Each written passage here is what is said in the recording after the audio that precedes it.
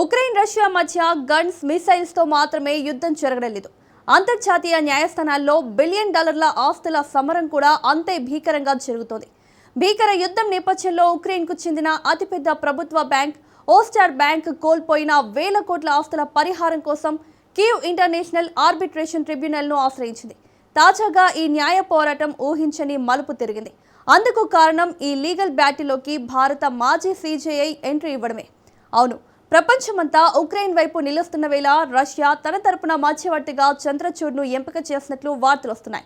కానీ ఈ లీగల్ ఫైట్లో పుతిన్ భారత మాజీ ప్రధాన న్యాయమూర్తిని ఎందుకు ఆశ్రయించారు? బిలియన్ డాలర్ల ఆస్తుల సమరంలో ఎక్స్ సీజేఐ యాక్షన్ ఎలా ఉండబోతోంది? చంద్రచూడ్ రష్యా రక్షణ కవచంగా ఎలా నిలవబోతున్నారు? Watch it. ఉక్రెయిన్ రష్యా మధ్య బిలియన్ డాలర్ల లీగల్ బ్యాటిల్. రష్యా తరఫున మధ్యవర్తిగా ఎక్స్ సీజేఐ డివై చంద్రచూడ్. ఏంటి లీగల్ బ్యాటిల్? ఎక్స్ సీజేఐ ఏం చేయబోతున్నారు?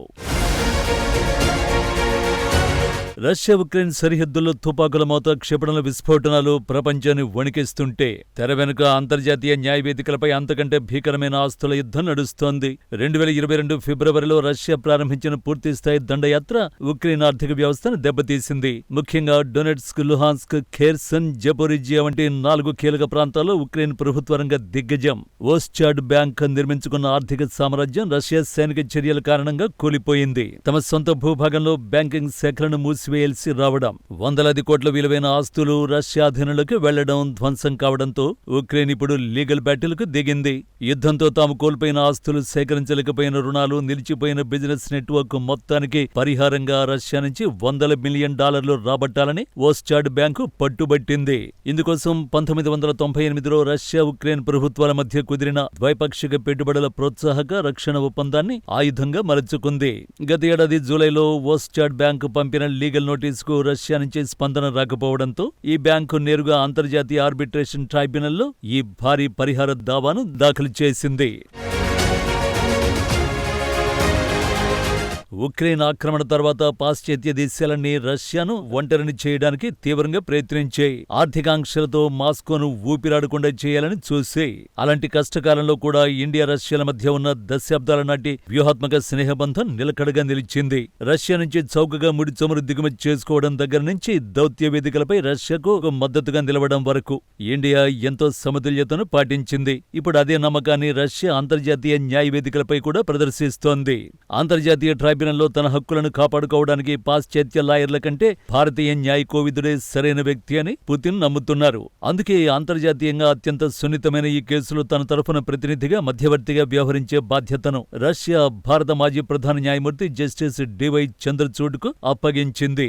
సుప్రీంకోర్టులో రాజ్యాంగ ధర్మాసనాలకు నాయకత్వం వహించిన అనుభవం, అంతర్జాతీయ చట్టాలపై ఉన్న అపారమైన పట్టు, నిష్పాక్షికమైన న్యాయ దృక్పథం ఉన్న చంద్రచూడ్ ఎంపిక రష్యాకు అతిపెద్ద లీగల్ బలంగా మారుతుందని విశ్లేషకులు అభిప్రాయపడుతున్నారు.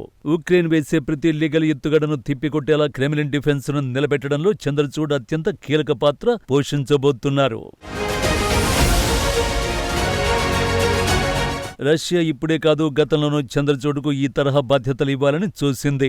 గతంలో జర్మన్ ఇంధన దిగ్గజం వింటర్షాల్ డియా, ఉక్రెయిన్ విద్యుత్ సంస్థ, ఉక్రెయిన్ నిర్గోలకు సంబంధించిన అంతర్జాతీయ వివాదాల్లో కూడా తమ ఆర్బిట్రేటర్ గా ఉండాలని మాస్కో ఆయనను సంప్రదించింది. అయితే ఆ సమయంలో పర్మనెంట్ కోర్ట్ ఆఫ్ ఆర్బిట్రేషన్ లో నియామక అధికారిగా ఉన్నందున చంద్రచూడ్ ఆ ఆఫర్లను నిరాకరించారు. కానీ ఇప్పుడు సీజేఐ పదవి నుంచి విరమణ పొంది ఎటువంటి బాధ్యతలలోనూ లేకపోవడంతో ఈ ఓస్టాడ్ బ్యాంకు కేసులో రష్యా చేసిన ప్రతిపాదనకు ఆయన గ్రీన్ సిగ్నల్ ఇచ్చినట్టు తెలుస్తోంది.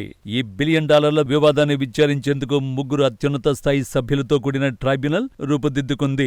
కోస్టారికా మాజీ వాణిజ్య మంత్రి, ప్రముఖ ఆర్బిట్రేటర్ డ్యాలా జిమెనెజ్ ను రష్యా ఉక్రెయిన్ బ్యాంకు ఉమ్మడిగా ట్రైబ్యునల్ అధ్యక్షురాలిగా ఎన్నుకున్నాయి. ఇక ఉక్రెయిన్ బ్యాంకు తన తరఫున ఆర్బిట్రేటర్ గా national university of Singapore professor, Greece దేశస్థుడైన స్టావ్రోస్ బ్రెకౌలాకిస్ ను నియమించగా రష్యా తరఫున మాజీ సీజేఐ జస్టిస్ చంద్రచూడ్ నిలిచారు. ప్రపంచంలోని వివిధ ఖండాలకు చెందిన ఈ 3 దిగ్గజాలు ఇప్పుడు ఈ చారిత్రాత్మక కేసును తేల్చనున్నారు. నిజానికి ఈ కేసు కేవలం డబ్బుకు సంబంధించింది కాదు. అంతర్జాతీయ చట్టాల పరిధిలో ఒక దేశం జరిపిన సైనిక చర్యల వల్ల జరిగిన నష్టాలకు ఆ దేశాన్ని ఎంతవరకు బాధ్యులను చేయొచ్చు అనే కీలక సూత్రానికి సంబంధించింది.